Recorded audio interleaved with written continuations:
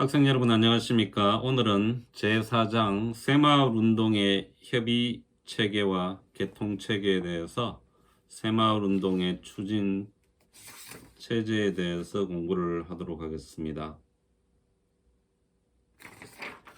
교재 페이지 126페이지입니다. 교재를 보면서 제가 학생 여러분들한테 설명을 하면서 강의를 진행을 하도록 하겠습니다. 새마을운동의 제일 첫 번째 줄 상당히 중요한 맥락입니다. 새마을운동의 추진 체제는 시스템은 체계와 법제로 구성되어 있다 이렇게 되어 있습니다. 간략하게 말하면 새마을운동의 체제 시스템은 행정 체계와 법률로 구성되어 있다 이렇게 이해를 하시면 됩니다. 행정 체계가 있고 법률이 있으면 새마을운동은 지속 가능하다. 재정적인 지원과 함께 이게 가장 중요한 어떤 문장에서의 의미 내포하고 있는 부분이라고 할 수 있습니다. 보시면 체계는 수직적인 계통 조직 체계와 수평적인 조직 체계로 조직 체계로 형성되어 있다. 이렇게 되어 있습니다. 그림 4-1을 보시면 간략하게 여러분들이 설명을 이해할 수 있을 겁니다. 자, 보십시오. 새마을운동의 추진 체제입니다. 체제하고 체계하고 헷갈리시면 안 됩니다. 체제는 체계와 법제를 포함하는 의미입니다. 포함하는 의미이기 때문에 더 포괄적인 의미입니다. 체제는. 자, 새마을운동의 추진 체제 모형은 어떻게 되어 있는가 보면요. 자, 개통 조직 체계 플러스 협의 조직 체계 이렇게 되어 있고 또 플러스 법률과 규정, 그 옆에 메모하십시오. 법률과 규정 같은 경우에는 통상적으로 중앙정부에 해당하는 부분입니다. 그리고 규약과 제도, 조례가 될 수도 있겠죠. 여기에는 지방자치단체, 지방정부와 마을 단위에 이르는 어떤 행정구역을 말하는 겁니다. 자, 다시 설명하겠습니다. 새마을운동의 체제는 개통조직체계와 협의조직체계 이렇게 되어 있고, 자, 법제는 법률과 규정, 규칙과 제도로 이렇게 되어 있다. 법률과 규정 같은 경우에는 대통령령 이런 부분이 대통령 이런 부분이 될 수 있습니다. 중앙정부에 해당되고, 그리고 그 하위 단위 지방정부 마을은 규약과 제도, 조례가 포함이 된다고 할 수 있습니다. 이 그림 하나가 오늘 설명하는 제4장 및 제5장에 대한 함축적인 의미를 담고 있습니다. 함축적인 의미를 담고 있기 때문에 여러분들이 이 표만 머리에 잘 넣어서 기억을 한다 그러면 4장, 5장에 대해서 중요한 어떤 흐름이라든지 내용을 쉽게 이해할 수 있을 것으로 제가 판단이 됩니다. 자, 126페이지 저 그림 밑에 한번 보십시오. 일반적으로 개통조직은 보십시오. 개통조직은 행정조직을 말합니다. 중앙정부, 내무부와 지방정부에 존재하는 새마을, 지방정부라 그러는 건 지방자치단체, 읍면, 동에 해당됩니다. 또 군도 해당될 수 있고 지방자치단체에 존재하는 새마을과의 총무계와 같은 행정개통조직을 말한다. 이렇게 되어 있습니다. 자, 그렇다 그러면 이 행정개통조직의 최상위는 국가지도자 대통령이고 최하위는 어떻게 되겠습니까? 행정이니까 이장이 될 수 있겠죠. 이장이 될 수 있고 이장 이꼬르 새마을 지도자 이렇게 연관을 지을 수 있습니다.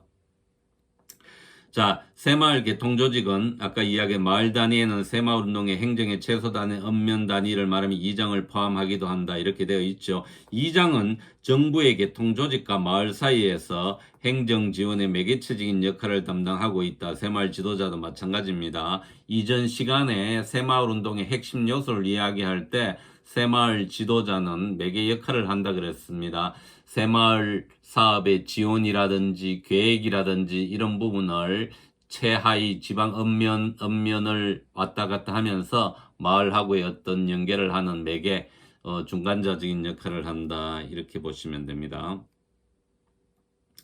자, 그리고 협의조직 같은 경우에는 중앙정부의 새마을 중앙협의회와 같이 각 부처의 부처 간의 협의를 분담이 형성된 조직을 말한다. 중앙정부 차원에서는 새마을 중앙협의회입니다. 이렇게 보시면 됩니다.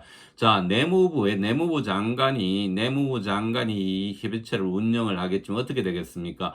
마을 안길 사업이라든지 지분 개량 사업을 할 땐 그 당시에 건설부 장관하고도 협의가 되어줘야 되겠죠. 또 농림부하고도 협의가 되어줘야 되고 이런 협의체를 말합니다. 자, 그렇다 그러면 지방자치단체, 읍면, 군에서도 이러한 관련 여러 기관하고 협의를 하는 그 협의체를 말합니다. 이거는 이제 수평적인 제가 이제 체계를 어떻게 구분해서 제가 설명을 하고 있습니다.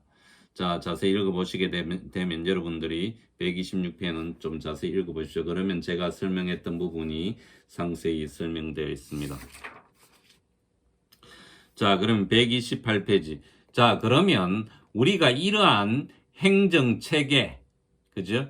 협의체계와 개통체계를 이해하기 위해서는 한국의 행정체계를 이해해야 된다. 이런 부분입니다. 자, 한국의 행정체계는 과거와 현재 시점은 어떻게 구성되어 있고 이 체계에 따라서 새마을 운동의 행정체계나 협의체계가 달리 설명될 수 있다. 이런 차원입니다. 이런 차원이기 때문에 자, 128페이지를 보십시오.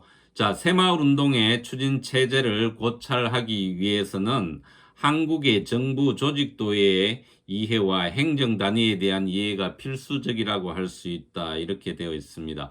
적어도 새마을국제개발학과 학생 같으면 광역자치단체와 기초자치단체의 역할에 대해서는 충분히 이해를 할 수 있어야 됩니다. 어떻게 광역자치단체는 구성이 되어 있고 또 그 하위 기초자치단체는 어떻게 구성이 되어 있는지 이 부분은 제가 이후에 좀 더 자세히 설명을 하도록 그렇게 하겠습니다. 자, 보십시오. 2016년 현재 행정자치부는 쭉 여러분들이 읽어보시면 됩니다. 읽어보시면 되기 때문에 제가 요 부분 넘어가도록 하겠습니다. 이런 부분입니다. 이러한 한국의 정부 조직도에서 그 당시 내무부가 어떤 큰 역할을 했다 그러면 지금은 행정자치부가 내무부의 그 역할을 받아서 하고 있습니다. 행정자치부에서도 그 흔적을 찾을 수 있죠. 새마을과 이런 부분들이 민간협력과 제가 이전에도 이야기했습니다. 이런 형태로 약간의 변화를 하고 있다. 이렇게 보시면 됩니다. 자, 128페이지 그림 4-2 한국의 정부 조직도를 보십시오. 그 제일 밑에 줄을 보시게 되면 2018년 현재 18부 5처 17청으로 이렇게 구분이 되어 있습니다. 얼마 전에 이제 재난안전청이 또 추가가 되었죠. 추가가 되었기 때문에 2020년은 여러분들이 여기 정부 부처를 조회하게 되면 약간의 차이는 있을 겁니다. 그런데 2018년 기준으로는 18부 5처 17청이 중앙정부의 행정체계의 중요한 골격을 형성하고 있다. 이렇게 되어 있습니다. 자, 대통령, 최상위 대통령이죠. 그림 4-2를 보십시오. 그 다음에 대통령, 비서실, 국가안보실, 대통령 공호처 이렇게 쭉 내려와서 감사원, 국가정보원, 국무총리가 되어 있습니다. 국무총리 같은 경우는 이렇게 하고 있고 공적개발원조 국제개발협력 같은 경우에는 국무총리가 최고의 수장이죠. 국제개발협력위원회를 운영을 하고 있습니다. 국제개발협력위원회 어떤 시스템이 새마을 행정체계 협의체제가 아주 유사합니다. 여러분들이 학습을 하게 되면 많은 유사점을 발견할 수 있을 겁니다. 자, 정부 행정각부는 이렇게 되어 있다. 교육부를 위시해서. 자, 이 행정각부에서 공적개발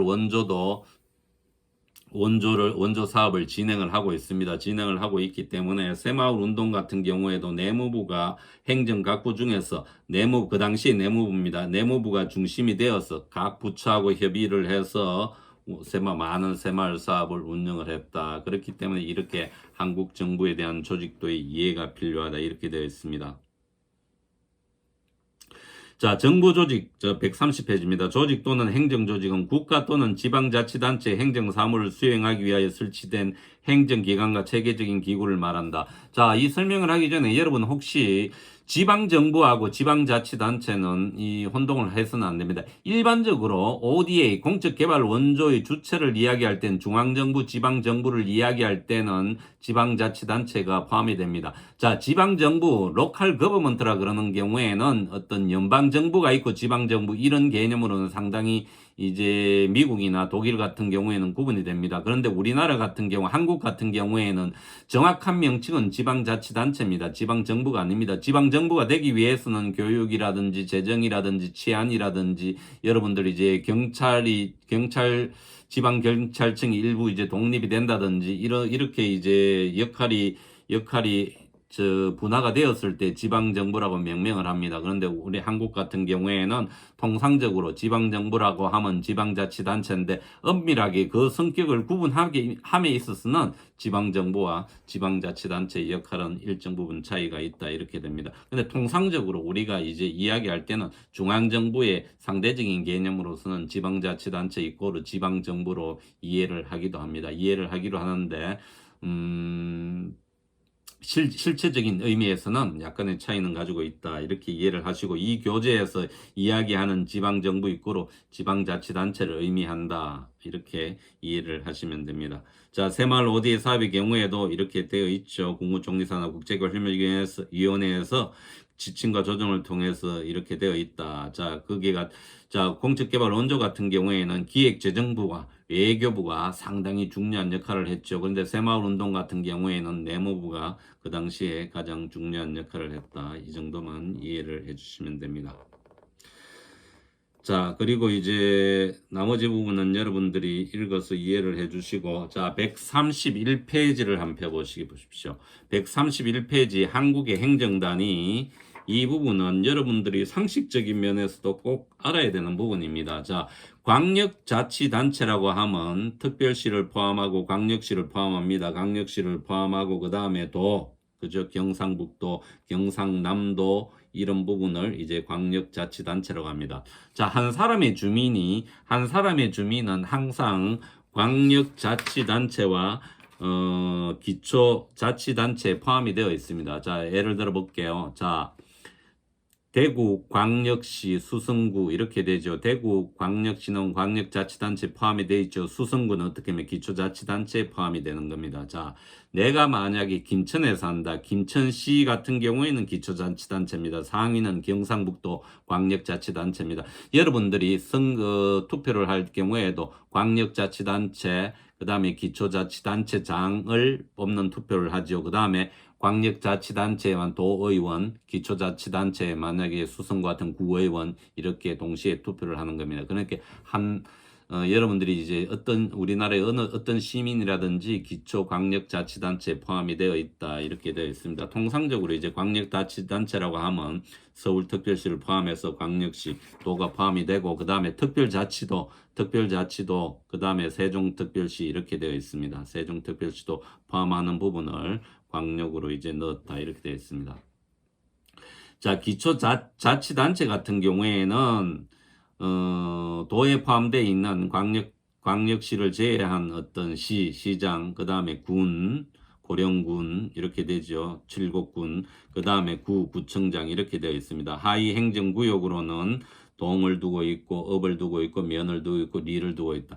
그런데 통상적으로 우리가 새마을 사업을 이야기함에 있어서 농촌이라 하면 기초자치단체에 포함되어 있는 군 단위의 어떤 행정구역 그 하부 단위를 말합니다. 자, 이렇게 보십시오. 이게 정확한 개념은 아닙니다. 자, 군의 인구가 많아져서 5만 이상이 되면 시로 성격이 되었습니다. 예전에는. 그러면 5만 이상, 6만, 7만, 10만 같은 경우에는 어떤 농촌의 형태를 벗어나 시 단위로 넘어간다. 도시의 형태로 넘어간다. 그 이하 군에 속하는 어떤 행정구역 같은 경우에는 이제 농촌에 속한다 이렇게 이해를 하시면 됩니다. 물론 이러한 개념 자체가 정확하게 적용되는 건 아닙니다. 어떻게 보면 농촌이라도 조금 도시화된 농촌이 있을 수 있고 도시라도 농촌화된 어떤 도시가 있을 수 있습니다. 그런 부분을 이제 지금 여기서 따지게 되면 복잡해지니까 여러분들 이제 머릿속에는 그 당시 새마을 운동을 할 때는 도 단위, 그 다음에 도 단위 기초자치단체 군 정도에 속하는 읍면 리가 해당이 된다. 이렇게 이해를 해주시면 됩니다. 자, 그 다음에 134페이지입니다. 자, 이 부분은 아까 그 기초 강력 부분은 여러분들이 상식에도 해당되는 부분이기 때문에 꼭 이해를 잘 해주셔야 됩니다. 자, 여기에는 이제 법정동, 법정리 이런 부분이 나옵니다. 이게 어떤 부분인가 하면요. 우리가 이제 건축법이라든지 여러 행정구역이라든지 내무부에서 또, 그 당시 건설부에서 구분하는 기준 자체가 약간 상이한 부분이 있습니다. 어떻게 예를 들까요? 여러분들 어떤 뭐 김천시 무슨 1, 2, 2리, 3리 이렇게 되어 있죠. 이렇게 구분을 하는 경우도 있고 1, 2, 1, 2, 3리를 전부 다 없애고 무슨 리로 그죠? 통상적으로 부르는 경우도 있습니다. 자, 그런 부분은 여러분들이 134페이지 읽어보면 이해를 할 수 있습니다. 자, 보십시오. 자, 마지막 줄. 2016년 현재 전국에 리가 36,725개가 존재하고 있으며 리의 행정구역은 1970년대 그 당시 마을이 32,267개죠. 이 부분과 상당히 유사하니까 이런 부분하고 연계해서 리가 어떤 새마을 운동의 가장 최하단이었고 마을의 최소단이다. 그렇게 생각을 해주시면 됩니다. 자, 135페이지 요 그림을 한번 보십시오. 제가 음령을 넣어놓은 부분이 있죠. 이 음령은 제가 왜 넣어놨겠습니까, 여러분들? 자, 이 음령이 어떤 농촌을 의미하는 부분입니다. 그러니까 도 단위에서 아까 제가 이야기했죠. 시가 아니고 군입니다. 군 밑에 면이 있고 여기에 리가 36,725개다. 이게 언제 자료죠? 2016년 자료니까 그 당시 이제 새마을 운동을 할 때 32,000개 이 부분하고 상당히 유사한 부분이다. 이렇게 이해를 해주시면 됩니다. 나머지 부분은 여러분들이 특별시, 광역시 우리나라 6개 있고 특별자치시, 그렇죠? 도가 있고 특별자치도가 있다.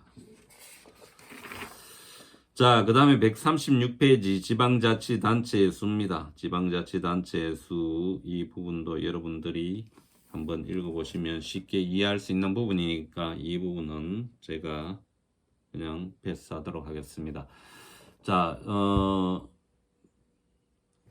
137페이지 새마을 운동의 협의 체계에 넘어가기 전에 저희 이제 우리 과가 지역 및 이전에는 지역사회개발학과 이제 지역개발학과를 하면서 그 당시에 지역하고 관련되는 국토계획이라든지 이런 쪽도 심도 있게 교과목으로 채택이 되어서 공부를 했었고 이제 부동산 영역도 일정 부분 이제 다루고 그렇게 했기 때문에 저 현재 부동산 부분 있지 않습니까? 1가구 2주택 과세를 한다든지 제가 보는 관점은 어떤 전공자의 입장에서 이런 부분입니다.